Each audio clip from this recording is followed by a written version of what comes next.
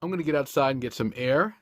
And one of the things I like to do when I'm out and about is really think about some of the next steps that I'm going to take.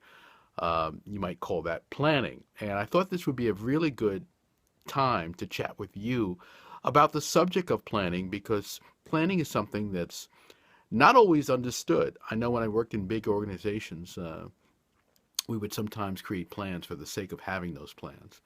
And a lot of times those plans were not actionable. And as a winner and leader looking to get things done, you have to create plans that are actionable. So let's talk a little bit about planning for a few seconds. Today is really overcast. In fact, I think it's about to rain, but there's nothing like getting out for a walk. And the first step in understanding planning is to understand that it's ongoing. If the first time you are thinking about a subject is when you sit down in front of your computer or with a pad, that means you've got planning all wrong. Planning should come to you the whole time. There should be ideas that you're taking down all the time. And you should always be in the midst of putting together new plans. Now, when I'm talking about plans, I'm talking about really ideas initially. What you're doing is putting down ideas. You're assembling ideas constantly so that you can pull these ideas together and ultimately put those ideas together into a strategy, into tactics that really work. So don't think you've got to plan everything out. You've got to think everything through. It's about getting those ideas down, even if it's just one or two words. Get the ideas down.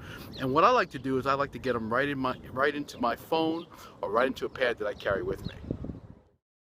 Now this is important. In some areas, you are not going to spend a lot of time figuring out what your plans are. You're going to take action. You're going to decide that this is a great idea. I'm going to call this person. I'm going to write this letter. I'm going to get that document out. I'm going to arrange a meeting. I'm going to get this done right now. In fact, that's something you should be focused on always, is what can I take action on right now?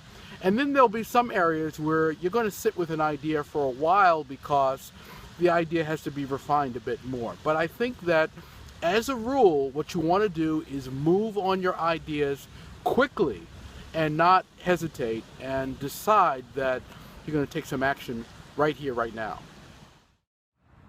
Now, sometimes you're going to need a formal plan. Like in terms of marketing, it's a good idea to have a plan laying out what you're going to do month by month.